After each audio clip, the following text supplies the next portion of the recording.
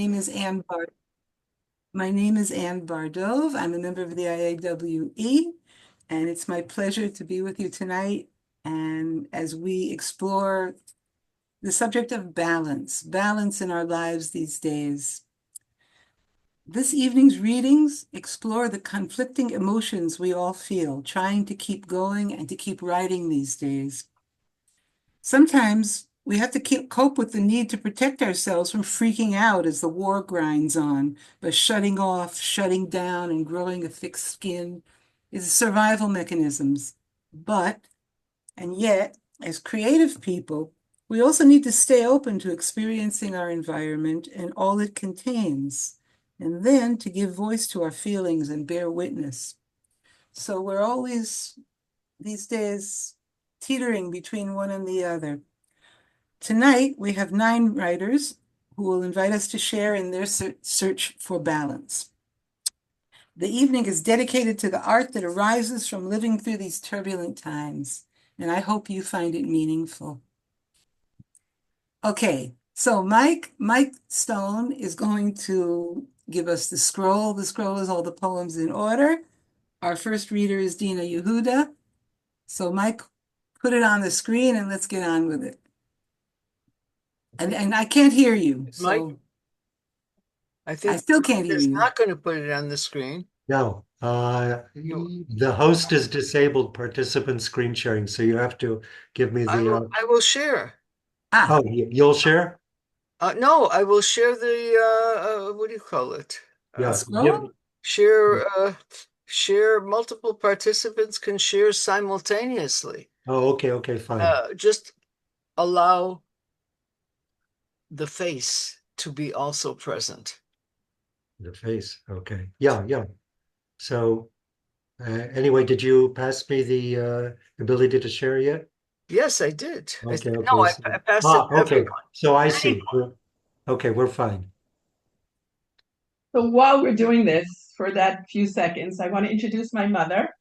How do you do? Mrs. Nellie Griscott, who made Aliyah at age 90 from New York City and started to become a writer as well for the first time in her life just a few years ago in Protea Village. And because this poem really relates to my mother and my grandmother, so I'm really pleased that she's here with us tonight. Your grandmother. My grandmother, I said, Mommy. Exclusively, leave me out of it. Okay, I'll leave you out of it. Exclusively my grandmother. Okay, I mean, I can read it. I have it here on the screen, but I think you want to share the screen? Yeah, I do. Hang on one second, please. And Dina, in the meantime, you can tell us where you're from. You know, like where are you speaking from? Okay, so I am from New York, from Brooklyn. And where are you now? Okay, and living in a beautiful place called Mitzpeh Netofa. You're welcome to visit us. Okay. Okay, this is called This Rage. How with this rage shall beauty hold a plea whose action is no stronger than a flower? That's Sonnet 65.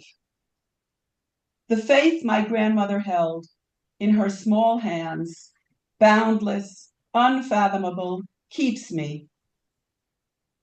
In these days of endless rage, when I am almost overpowered, her love, stealthy, grows in me like a flower. Okay, thank you. Okay, wait. Mike, put it down, Rega. In the course of the evening, we'll hear all different kinds of reactions to the situation. Some of them will be like this, you know, an embracing, and some of it will be raging, and some of it will be, let's see what we can do.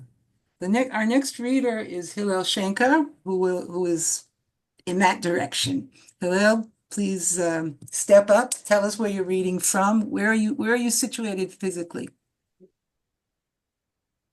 You there? You have to unmute though. Silence. Okay. Okay, yeah. I'm reading from Tel Aviv, from my new replacement apartment near Gan Meir, the little park in the center of Tel Aviv, which I had to move to after the Iranian missile seriously damaged my previous apartment. And what I'm reading is I hope it's an edited version of what I wrote for the publication that poet Elon Scheinfeld has actually just published, which he calls illegitimate. He's been publishing a series of publications in Hebrew ever since the war began, by poets and writers, etc. And this time around, they decided to do one in English, and I know that I saw that Karen and also Simon. And I did something, so I screamed with the like. What? What let me touch it? I didn't mean to touch it. Hello? All right, Ricky, you have to Hey, mute. put yourself on mute. Ah, okay. So anyway, that's what I'm reading is an edited version of the piece that I wrote for this publication, which is now online and going out, I gather, to the world, whatever. Okay. So it's being in Tel Aviv after the destruction of Gaza. Peter Beinart has made understandable waves with his recent book, Being Jewish After the Destruction of Gaza, A Reckoning. People who don't live in Israel frequently ask me what it's like being in Tel Aviv during this difficult period, a period that started with the shock of the vicious Hamas attack against the southern Israeli kibbutzim and towns on October 7th, which killed 1,200 people, mostly civilians, and many of them peace activists like Vivian Silver, Oded Lifshitz, both of whom I knew, and Chaim Perry. A period which has followed with a horrific forever war in Gaza, which has killed over 60,000 Palestinians, many of them non-combatant children, women, and old men, while damaging or destroying 70 to 80% of the buildings. A period in which we are governed by the most right-wing extremist government in Israeli history, which includes senior ministers, Finance Minister Bezalel Smotrich and National Security Minister Itamar Ben-Gvir, who are clearly racist and messianic fascists, with a prime minister who constantly finds more excuses not to end the war because he's afraid that the two above mentioned ministers, who he gave disproportionate power to relative to their support in Israeli society, would bring his government down, and with the specter of a possible jail sentence at the end of his never-ending trial for bribery, fraud, and breach of trust. A period which is, this is already, there are pieces that I cut out, because I asked ChatGPT, how do I make it into 5 minutes? And it said, if I cut certain parts out, it will be 4 minutes and 45 seconds. So I'm going to skip over certain parts and go Okay. ahead. Okay. As I write this on Saturday morning, August 9th, the 80th anniversary of another horror, the dropping Hold down, Mike, please. Sorry. No, there we are. Oh, yeah, okay. The Sorry. dropping of the second atomic bomb on Nagasaki, I am following my regular Saturday routine. After breakfast, I left my apartment in central Tel Aviv, walked through the Little Gan Meir Park, named after the city's first mayor, Mayor Dizengoff, and went to one of the many local cafes. The one with the big sign, yes, we do have the best coffee. Order a small cappuccino with soya milk because of my high sugar count, and settled down to read the weekly column by Nachum Barnea, Israel's senior political commentator in the mass circulation daily Yediot Achronot. Now we move ahead. I skip the next part. I sit there and drink my coffee opposite a combination of senior citizens and young parents with their kids, all secular. Probably most of them are on the center left, opposed to the war. No religious people in sight because this is Tel Aviv, a liberal secular bastion, and anyway, the religious Jews would probably be in synagogue. I also watch as young teenage girls and 20-something women parade by in their bikini-like outfits. It's very hot today. A Hamsin dry desert wind is hitting the area. And I know it's a privilege to be able to relax in this way, knowing the death and destruction that is continuing in Gaza. Yes, this is the worst period in Israeli history, and it will leave a stain on the perception of the country in the eyes of much of the world for a long time to come. However, I am not depressed and believe that despair is not an option, a phrase I frequently use. I am proactive, together with my friends and colleagues, seeking solutions, believing that times of crisis like this also create opportunities. I am sustained by the fact that I am part of a community that is actively seeking an end to the war, the return of the remaining hostages living and dead, an end to the killing and destruction in Gaza, and the unnecessary death of young Israeli soldiers, and a path towards a resolution of the Israeli-Palestinian conflict. I will return to my new apartment, the one I had to rent for a year after the Iranian missile that hit Tel Aviv during the 12-day Israeli-Iranian war severely damaged the apartment I had been living in for the past 35 years. Now skip again to the next part. I was in Paris at a civil society conference together with 300 Israeli and Palestinian peace activists at the invitation of the French government when the Iranian missile struck my neighborhood. Prime Minister Netanyahu thought he would get a big boost in the polls if he attacked Iran, and he could call snap elections and win, but it didn't happen. The latest weekend poll in the Daily Ma'ariv says that if elections were held today, the current right-wing coalition would only get 48 out of 120 seats in the Knesset, while the right, center, left opposition parties, together with the Arab parties, would get a clear majority.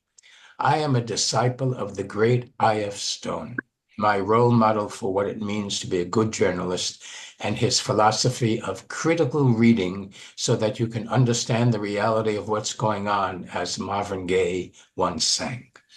I read 4 newspapers on the weekend: Haaretz, the International New York Times, Yediot Achronot, and Ma'ariv, and sometimes glance at the Adelson-run freebie Yisrael Hayom to see how the alternative reality sees things. Okay, now down to the last part. Palestinian national poet Mahmoud Darwish, who was born in Israel and had a Jewish girlfriend, Rita, in Banki, the communist youth movement, who he devoted one of his first poems to, once said, "Helplessness is immoral." I agree. I do feel we are in a race against time, and we need the help of everyone who reads this to create a better future for all of us living here in the Middle East. Okay. Thank you very much, Hillel. Some of us we try to cope by being proactive and joining up with various political sides, and this is one expression of it. So thanks a lot. Okay, the next reader is me. And I'm going to talk to you about PSS, which I'm sure all of us suffer from in one way or another. This is phantom siren syndrome. Okay, PSS. A wartime night. Asleep in bed, you are drifting in slow, sweet dreams that oh so gently float you along. But what's that? Is it an alert from the home front command? The grinding, flapping noise on your smartphone, like a broken down dishwasher devouring itself, warning you missiles are heading your way? Is it the banshee howl of street sirens announcing immediate incoming bombs, catapulting you out of bed, skidding you down the stairs to safe room, bomb shelter, stairwell? Heart pounding, you listen, and there's nothing there. Nothing but wind breathing the trees, far off dog barking, the faint hum of life renewing itself in the calm, nourishing dark. You grimace, lay back, turn over again as your heartbeat gradually slows. But the room is too hot, the breeze too intrusive, the sheets knot up and tangle your feet. Your dreams have dissolved. There's only the night. You clutch your pillow and wait.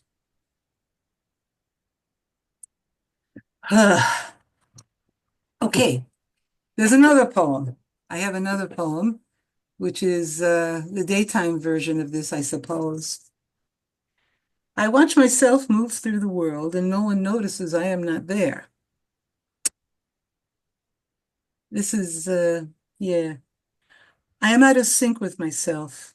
Inside and outside do not match up. Like a filmed event with a 2-second sound delay, a cascade of anxious, racing thoughts jerk me away. I am pulled in all directions like a rubber band stretched too far, and then, again and again, snap back. And each stretch and relax returns me to myself more limp than the one before. But I am well socialized. You'd never know. I get up in the morning, get the day's chores done, go to the stores, deal with the bank. I smile at the proper places and know when to shut up, too. But I am not here, not with you. Okay. Thank you for listening. שירים יפים מאוד. שירים יפים. תודה. Okay, that's it. Our next reader is Ricky Rappaport Friesen, who will gift us with 3 poems after she unmutes herself. Come on, Ricky. And Unmute. Yeah, could I ask a question? yeah. Okay, I have a short piece. It's 200 words. I didn't sign up, but if there's room at the end, I'd be happy to read it. Okay, בסדר. Yeah. But at the end, you know? Yeah. That's fine. I mean, I missed the part that I'm supposed to send stuff in, so it's my fault, not yours. That's All right. it's a request, not a demand. Okay, בסדר. Okay, Okay, can you hear me now? yes. Okay. Hillel, I'm also in what I call the Shattered Club. Our house was destroyed in the June 13th bombing. We live on the campus of the Weizmann Institute, and the devastation there is not to be believed. And we just moved back to our house after 2.5 months of wandering. And I think my reaction to all that's happened, kind of flippant and denial, but each one of us reacts in a different way. And this poem, I think, expresses that. My family is playing cards, whist. From the sidelines, I watch the 4 of them hunched over the dining room table like an Edward Hopper painting, intent on the hands they're playing, oblivious to my barely controlled tension, to the TV's blaring pronouncements of disaster, to the irony of their jubilant shouts of Trump. They're enjoying themselves. I'm not. I know nothing will stop them until the soul-piercing wail of the siren sends them scurrying last minute to the shelter. The ways things are going these days, I think I should learn to play whist. Or better still, given my lack of interest in cards, perhaps I should stick to playing the simple game of war.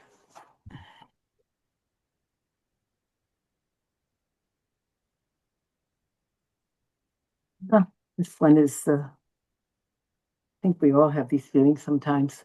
The power. If I had the power, I would have waved away the RPG that blasted those 7 young lives to bloody bits. I would have warned Abi not to step on that mine, Nimrod to keep his head down, Elitsur not to turn that corner. I would have snatched Shira Bibis and her beautiful babies from the hands of those heartless jihad assassins. If I had the power, I would have restored those torn arms and legs and hands, those blinded eyes and shattered skulls. But I don't. Instead, I water my plants, watch them rise up, spread their leaves, and turn their flower faces to the sky. It's not much, but it's not nothing. Restoring a little life, but nevertheless, life. I also do more, but it's futile. I go to a lot of demonstrations and shout, but I don't think it helps. This one is, I think the topic tonight is balance. And I think this reflects, I teeter between feelings, between empathy and and what this poem says. Spare me. I don't want to see your face. I don't want to know your name. I don't want to know how old you are or where or what you were doing when the bomb hit. I don't want to see your ruined house, your crying children, your gaping wounds. I don't want to know about you, for knowing you will make it so much harder to go on being me. Yeah, Yeah, yeah, that's it. that's That's it. it. I know all we can do is listen. All we can do Yeah. is. And none of us really know. I don't know if anybody read Thomas Friedman's this morning in the New York Times. I didn't, but I keep hearing about it where he says we're committing genocide, homicide, and suicide. Where does he live? All right, never mind. Yeah. Never mind. This isn't a political discussion. No more תומאס politics. פרידמן היום אמר, But you know what? תומאס You know what? תומאס פרידמן, If שאנחנו we, עושים ג'נוסייד, הומוסייד And suicide. the thing is that וסויסייד, וגם סויסייד. Mhm. I should point out at this point is that if these poems reflect political stances, it's because it's part of our way of coping with the situation. Okay, we're not going to get into a debate about who's right, who's wrong, or anything like that. This is just what there is what there is. Yeah. At least tonight. Yeah, absolutely. Okay. Okay. Thank you, Ricky. Mike, you are next. And Okay. you can also say, I forgot to ask people where they were from. I mean, Hillel was reading from Tel Aviv. I'm reading from a place called Yishuv Kilati Eshchar, which is in the north of Israel. Ricky was reading from the Weizmann Institute, at least. Thank God she's back. And Mike is Reading from Ra'anana. okay. Can I Fine. ask everyone but Mike to mute yourselves? Yeah. I can't. Okay. Everybody, all the poems so far have been poems very much about the war.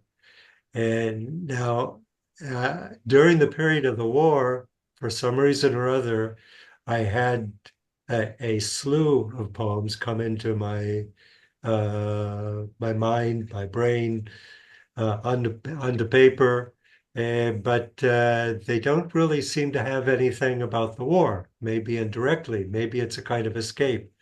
But so this will be a little bit different from the poems that have been read so far. Okay, the first poem of three is called The Computability of Consciousness. Could I put my thoughts and memories in a robot or computer?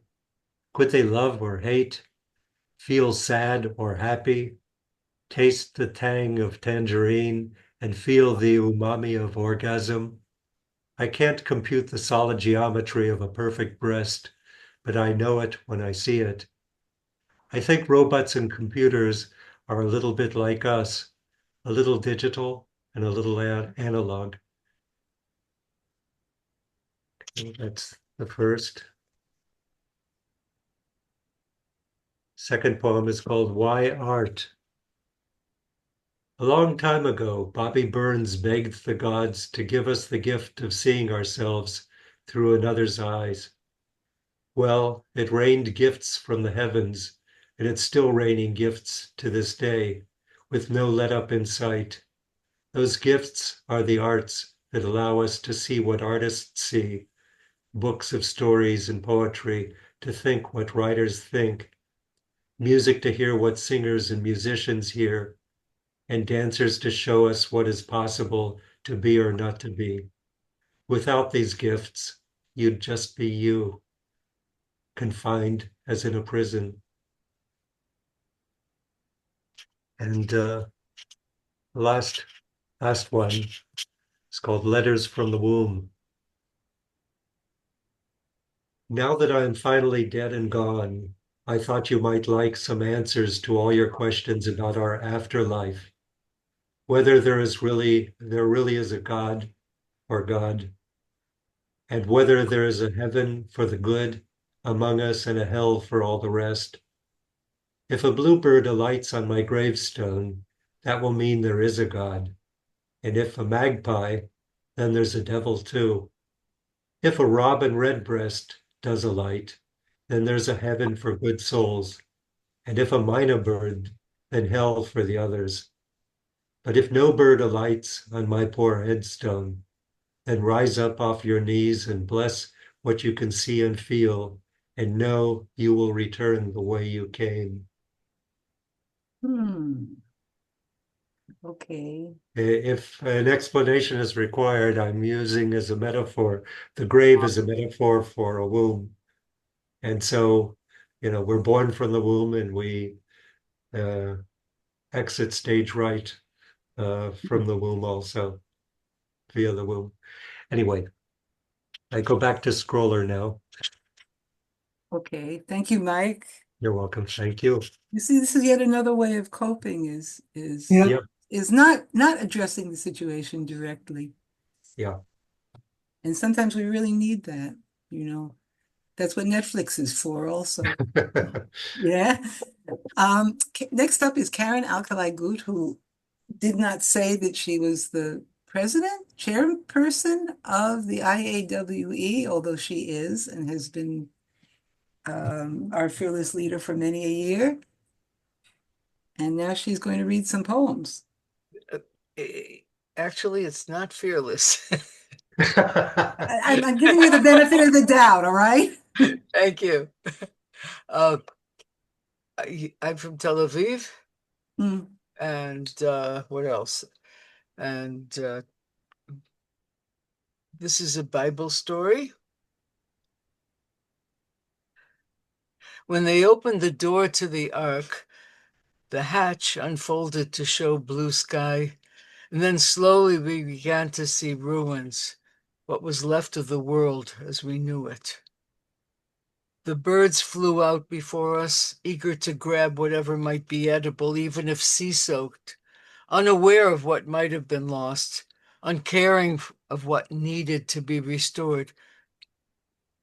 Beasts came next, many more than had entered the ark, cautiously stepping on wet, unfamiliar ground, mistrustful of what would hold them on the earth.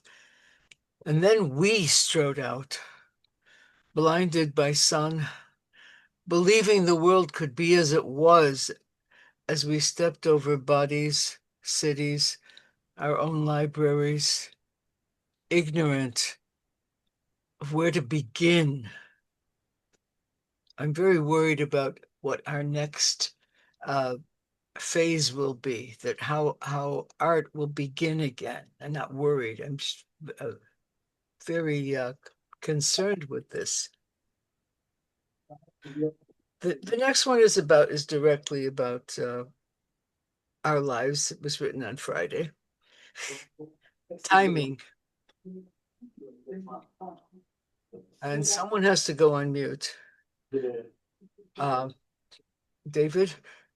It's not me, but I can't mute this thing. Hey. Sorry. Okay. Ricky, maybe it's you? No, I'm muted. You think? I can hear you. No, then I'm not. I'll mute you if it's timing. You have to know Catskill comedy for this. Interviewer, what was the main principle of transportation in your time? 2,000-year-old man. Mostly fear. You would see a wild animal and you would go 2 miles a minute. We are strolling in the evening with a cat, holding hands and smiling over Mel Brooks and his wonderful timing. That silence that sets up a punchline. And the phone breaks in, warning there will be a missile siren within moments. But like Adam and Eve, we know there is no hiding. We cut through the park running. The siren blankets the grass with terror. I bite my lip at our jolting speed, not turning to see if the shrieking is the cat, and we make it to the door of the shelter that turns out to be locked. But the siren has stopped, and now I can tend to my bleeding lip as we wait under the protective overhang until the all clear releases us, and the sky is no longer our enemy for the moment, and we can stroll home at leisure while my heart goes back to its usual fast beat. And what comes next is guilt. When we see she didn't make it back, we go out looking for that cat who'd walked the whole way with us, expecting treats and winding up going 2 miles a minute. Mhm. The last one, I was thinking maybe I might be over time, but there's Nellie who's just, it's for you. Lakshan, how can you ever marry if you don't know how to roll out a table of noodles? My grandmother would complain to her daughters. And my mother would laughingly recount the skills crucial to selection as a bride. The simple things, sewing an even stitch, rustling up a tasty borscht with sour cream, kashering a chicken, were assumed. But unraveling knots of yarn, invisibly mending stockings,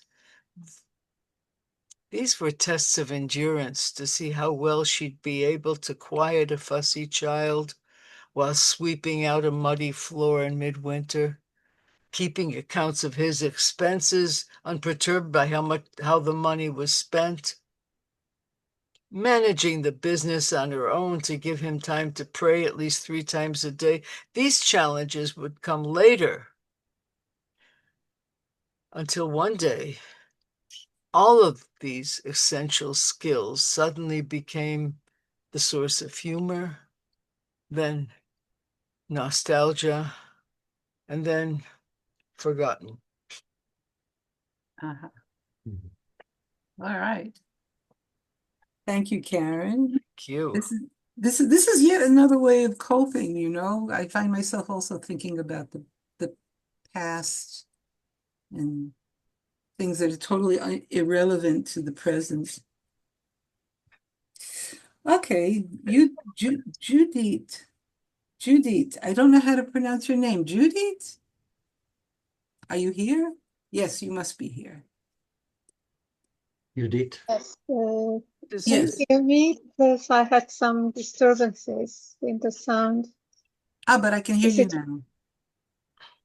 Yeah. Oh, maybe not. No, you don't hear me? Yes, I do. Yes. You have to tell us where you're speaking from. Oh, I'm Judith, and I'm still speaking. Wow, I see that I changed a few things now that I look at the screen. I'm speaking from Budapest, unfortunately, not from Israel yet.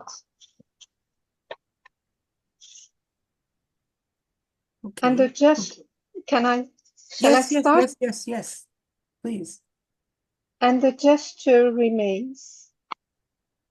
The swell of the river, crashing on its bank, whips up an umbrella of mist. Ocean of hopes, barren of the burning, crisp green of the still living. At the first light, the whistle of the train from the hollow of distance brings the sign of breath as they cross solemn tunnels, jumbled with memories. The lone house at the edge of the field blends with the never known, absolute, like glimmers of your innocent laughter within deep-rooted walls.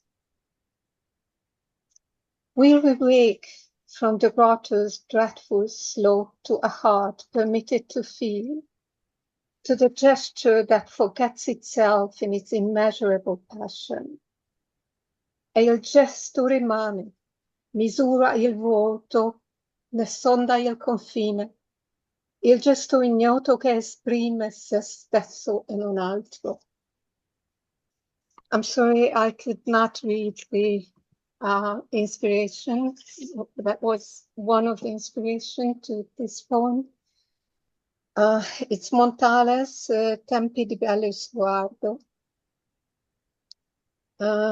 Montale is an Italian poet, another house poet, and there is nothing about war in this poem, and nothing about war in Bello Sguardo's poem either. But what really speaks to me in his poetry is that things are put together which are totally incompatible, which comes to me very naturally. So I almost have to keep myself back from, seeing walls in a field or in laughter closed in walls or walls having roots. All of these things come just too natural to me. I have to stop myself, and it's a kind of dream. But also, what's the hardest for me, being not in Israel, and of course being not there is very difficult, but living this trauma through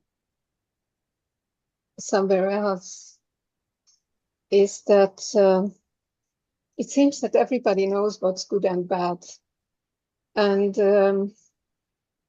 everybody is so certain to have a truth, and it's really becoming a very nasty fight of ideas and beliefs. And also the papers and the television that is projecting the same ideology, whatever the news, the ideology of the same. And unfortunately, New York Times is one of that. And then I make up my mind about something, and then I open a YouTube interview with a Gazan person who is in the States, and in 5 minutes it tells that everything I thought was wrong. So to live with that idea that there are several truths at the same time, and there are so many ways to look at what's happening, and nobody is right completely. Nobody. I have so far I have not found anybody who's completely right, and I have not found anybody who's telling all the facts and all the computational elements of the situation.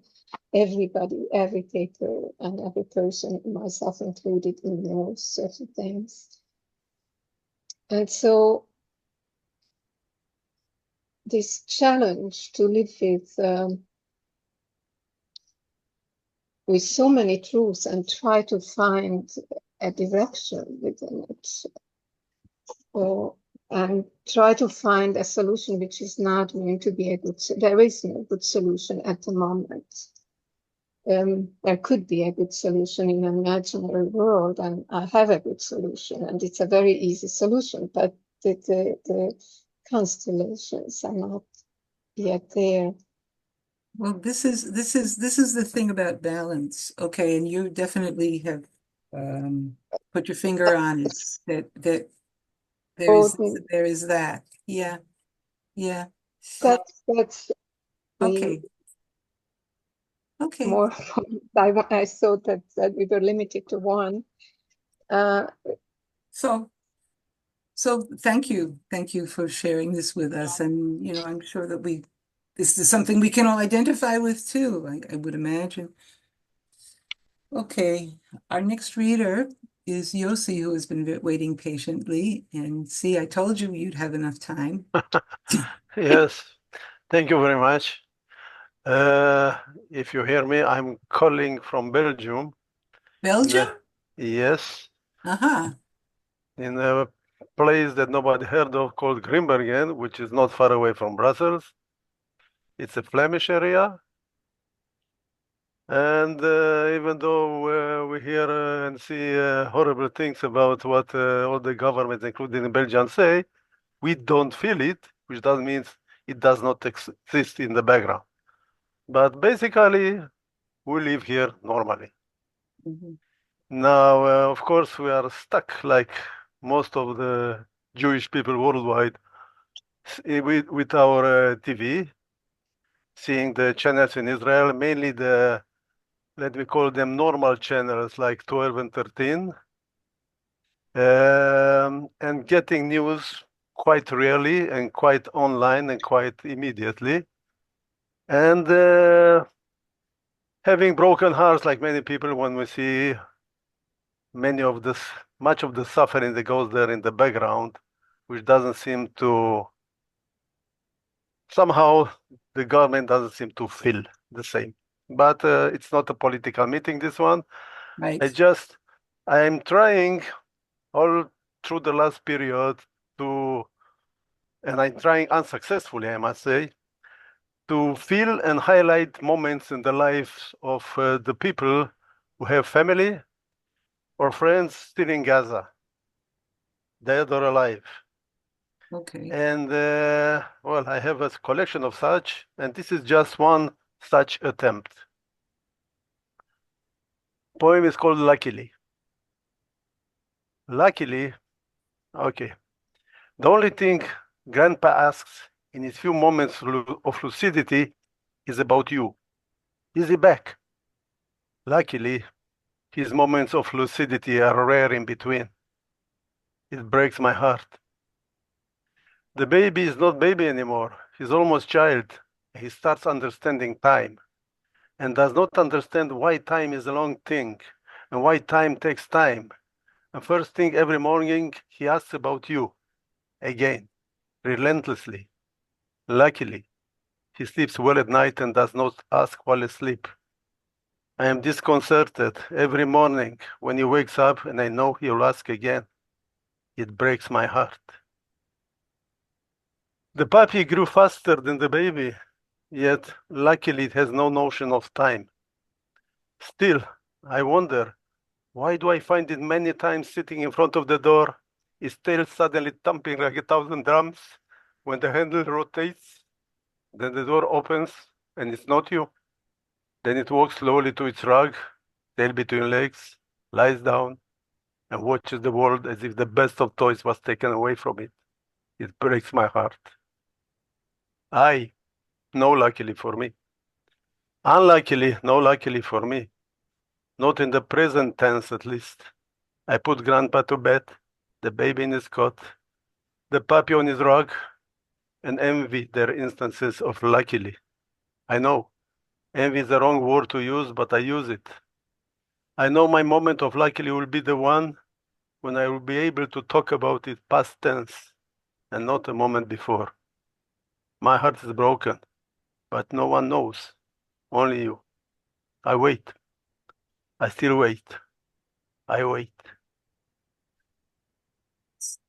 And this scene repeats with me every time I see one of those broken family, and it really breaks my heart, even Mhm. though I'm trying to speak in their name. Thank you very much. Okay. Thank you. Thank you for sharing this with us. We have someone, Ira. Ira can now read his piece because our last reader, Simon, has graciously agreed to be the last reader. So thank you, Simon and Ira. The stage is yours, but we don't have it. We don't have it, so you just have to read it. You have to unmute, though. You have to unmute. You're still not unmuted. Karen, maybe you should I unmute. got it. I got it. Okay. Okay. This thing. thank you very much, Anne. It's not a long piece, and Okay. I'll put it up on my screen. You won't be able to see it. I'm in Kibbutz Gezer, which is at my home, halfway between Jerusalem and Tel Aviv. And a few days ago, I listened to Beethoven's Ninth Symphony. And here's my feelings and reactions. Just to be clear, I'm a hardcore Chicago street thug. That's why I didn't start crying until I was a full 3 minutes into Beethoven's Ninth. But don't worry, I started settling down during the fourth movement, Ode to Joy. Obviously, I've heard it many times without this effect.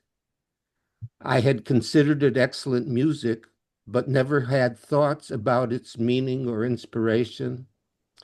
This is some of what has been written, quote, universal love and brotherhood, triumph over adversity, statement of freedom. Clearly, it's talking about today, but isn't that true of all great art and music? This is the version I watched. I have a link at the bottom. The photography is masterful. Even if I had ever been able to buy front row seats, the experience of this film goes beyond a simple viewing. It's a second storyline. For a moment, a young musician lifts her head, looks into the camera, and smiles. This touched me. I've written many poems where I was touched by moments. There are other moments the filmmaker captured during the symphony. The metal beater paused over its triangle before sounding one note. A hand paused over a drum head. The musicians were so young. I looked at their faces. If they had been Israelis alive today, they would have all been in the IDF. Young men and women. I tried to close my eyes. I could still see their faces.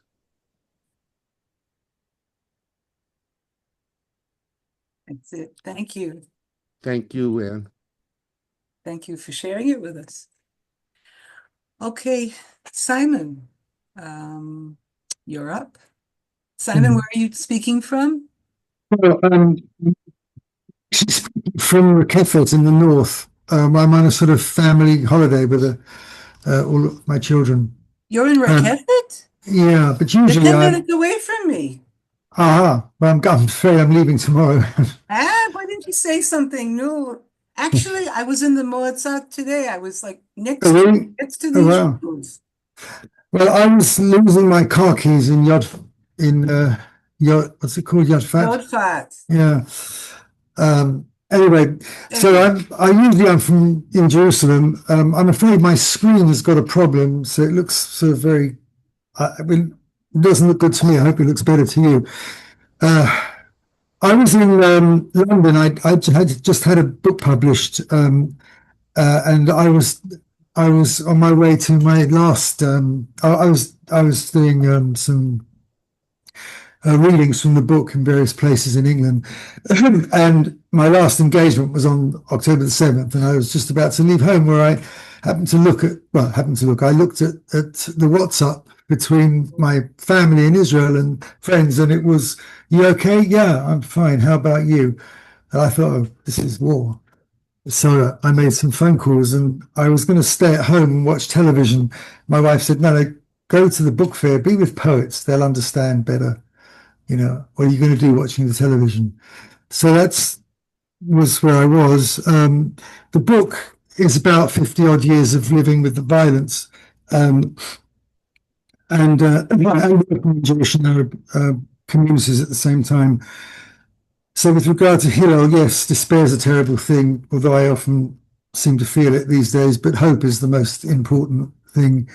So first poems in England, then I get back to Israel. Yeah. Here once more, from the bill of warfare. Wait, stop, Simon. Yeah, Simon, you yeah. have to like stay in one place and don't move back and forth. Oh, I can't help it. I Muffled. fidget. I know I fidget. I'll try very hard not to fidget. Hold on to the desk. I'll hold on to everything. Should I take the earphones off? Maybe. Because you're not coming through clearly. Gone. How's that? Is that better? I think so. Okay, fine. Good. Small from the bill of warfare. No. Simon, something's blurring your voice. Maybe hold the microphone and microphone. Yeah, whatever is attached to that. Is that better? Yeah. Okay. I'll try not to move. Please. Because you're very clear when you speak, but when you start reciting, it gets blurry. So it's not the machine, it's something that you're doing. It's me. Yeah. Okay. Here I am once more, reading from the blow of warfare, while clattering through London on the overground, or exiting Still Life Richmond station for a book fair. Before winter sun, bright.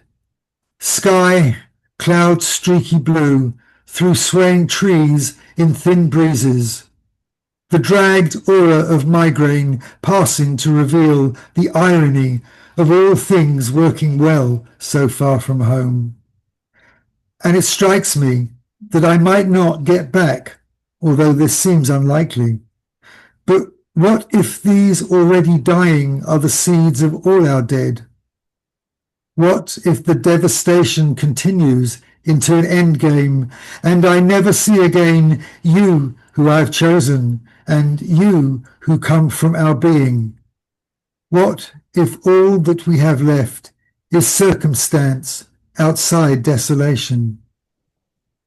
Guernica, unpainted into my own dead, as if they are not all my dead, as if all people are not my people, as if, is this what it means? People are no longer people.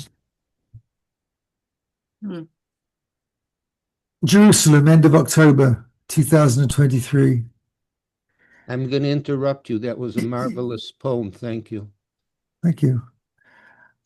I lie in my own bed, pretending not to listen for the sound of breaking and entering. Metal, wood, glass, shrieking in the uncalmable silence of afterwards, or unmoving in the quiet stretch of concrete, reach of wind, spinning thud of lorry, bus and car, taking stock of what is feared, unheard so far. And in the morning, shore up defences ready for the butchers of post-apocalyptic childhood.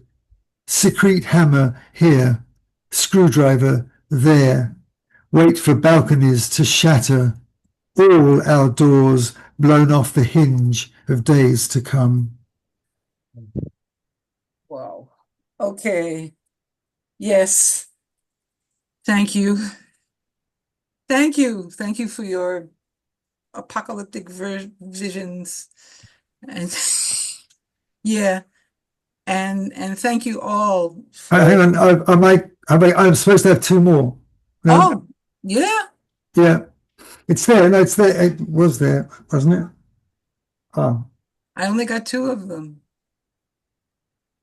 If you have two more, you want to read them? I mean, that's okay with me, but I sent you four. Is that? I only got two. Well, I'll read them. Okay, read them. Wastelands. I imagine the North emptied of every day, the South wiped of history, the West dangling in hearsay, variously blown apart and pilfered.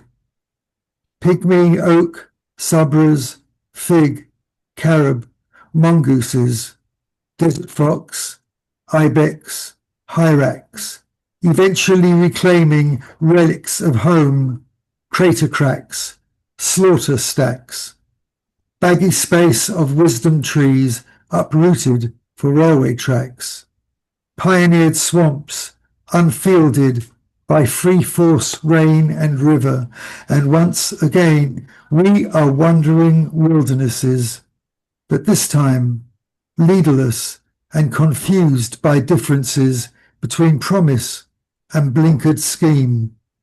Not wanted here, plastered over virtual notice boards, daubed on ordinary doorposts of misinterpreted dream.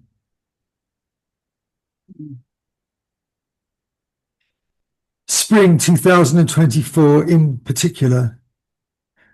Another week of shame, calling names of escalated now to fall on the earless multitude, with children unstolen into lightless realms of degradation, or unshredded into the rubble of living spaces words nor images can convey, beaten into rhymes of hollowed spirit, rootlessly rattling through tracts of void, above ground and beyond.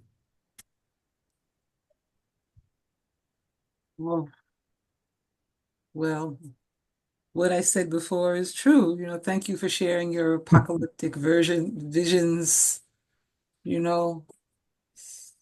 Yeah. And thank you all for sharing what you've shared, and you can see that you can all see that we react differently. And we just have to keep on keeping on, I guess. Maybe we can derive some comfort from each other.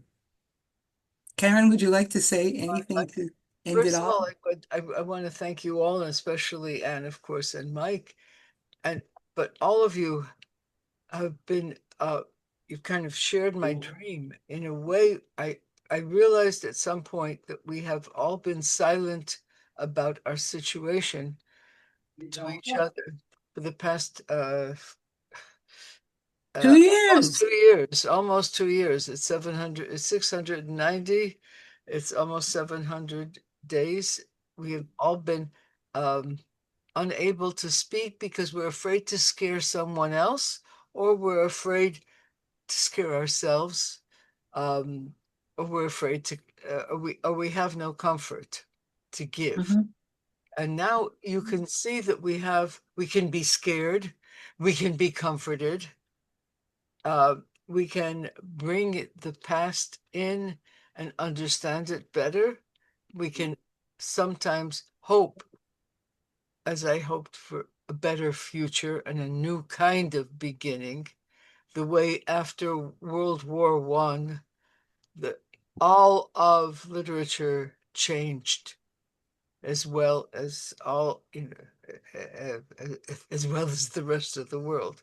I think that we have the possibility of helping the change, and we have the possibility, certainly, of helping each other, and it was absolutely wonderful to hear you all, and I hope that I'll hear from those who are just listening, and the next time we try this, and maybe we'll do it even better. Thank you so much. It's been a great evening, and I really appreciate the fact that we could share, although we differ so much. And there's some great poetry tonight, so thank you. It's a great evening. Thank you. I think poetry is cathartic in many respects. It really is.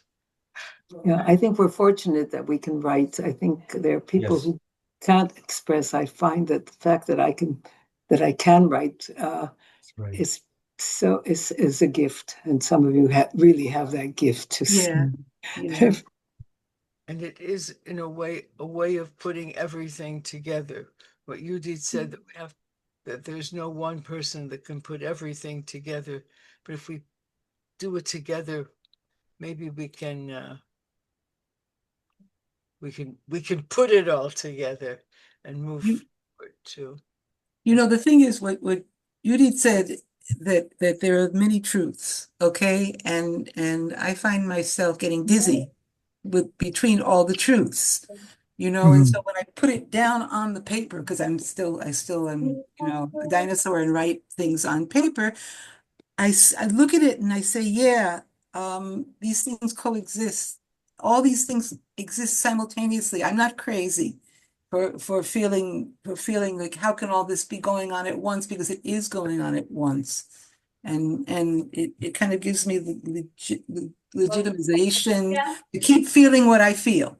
So it's all right, Can I say something? I just felt that all of the poems were in a very, very high level. Today, maybe we were provoked by this terrible situation. And I don't know whether it's customary, but is it possible to share these pieces among ourselves? You mean like to make a chapbook? Well, no, just to send what you showed on the screen, just The scroll. Yeah. to be done individually. I'm okay. Is there anybody that doesn't want to their poem? I can't do it because all of these are about to be published. Yeah. Okay. I read one that was published and one that wasn't published. The one about phantom siren syndrome hasn't I didn't happened mean yet. that. I didn't mean any publication. I just said whether we could just share it among ourselves, so we could read again what we heard today. Huh. It would be, No, if you want to, I think on an individual basis, it is possible. Mhm. But Who participated, so that we can ask. I think if we send everyone the list of participants, that yeah, can go on a Yeah. And then if each of us gets a list of participants, then we can choose who to whom to turn to ask for the poem. Yeah. Karen, you, as for effort. Karen, you can write where it's being published. I mean, then it's then you. No, if you publish it, before you publish it, then it is not right.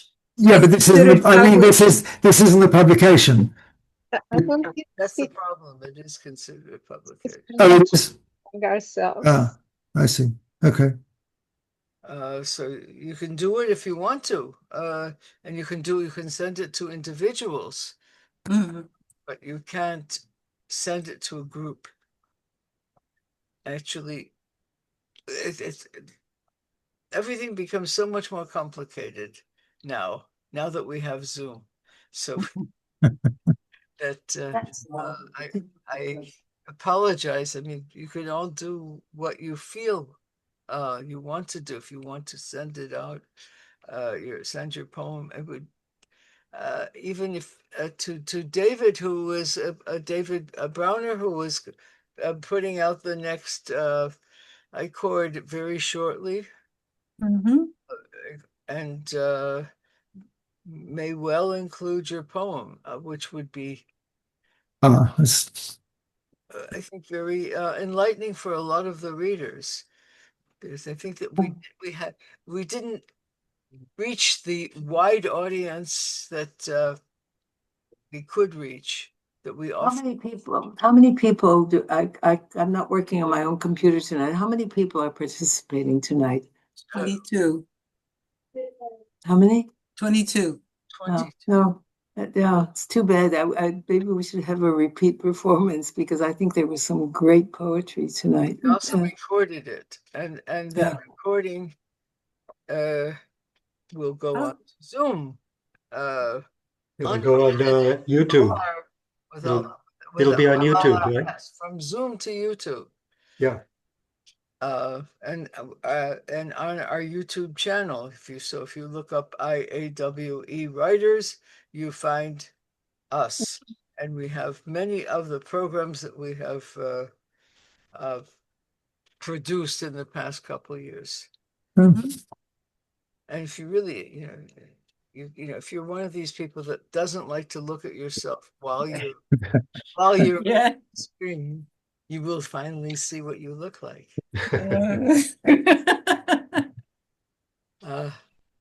So I want to thank you very, very much for I think a therapeutic as well as an artistic evening. And I'm sure that we are all inspired to write more, to write more criticism, to write more praise, to write more comfort. So Okay. thank you all, and welcome again. Welcome to our next reading. Our next reading is on the 7th of September with 3 new writers, 3 new books, old writers, very old, all past, maybe past 80. Alicia Ostreicher, Helen Moreau, and Helen Motro. All just published books that they want to share. And then we will have another evening of with Anne and Who also has just published a book. was also just right. Yeah. me. You know, Also I finally. think, although it's available on YouTube, I think that we should send out a little notice to our members and say, you missed a great evening, and you can. This is the link if you want to see it, because it's not enough to have it out there. You have to remind people, and I think there was some such great work tonight that I think it should definitely be disseminated. It's a great idea. A good idea, yeah. Apparently, we didn't send this out. We only sent this out to a few people. We didn't send it out widely. Yeah. Wasn't Mark didn't send it out to all IAWE members? I sent it out to all the Yes. members and to the list of hundreds and hundreds of friends of the IAWE. Okay. So You know, that's- August, people are here and there, and Yeah, that's another thing. I learned that we should not plan too much for August because people are scattered. Yeah. You know what they say in Yiddish? Julio snoras memust. Yeah. what? Yeah. What? Say again, Karen? In Juli, August, snoras memust. In July and August, only if you must. Oh, okay, gotcha. I like it. Very good. So we could do. Yeah. But All right, we're guys. still bubbling, so we can't control it. Yeah, right. Really, Yeah. thank you all.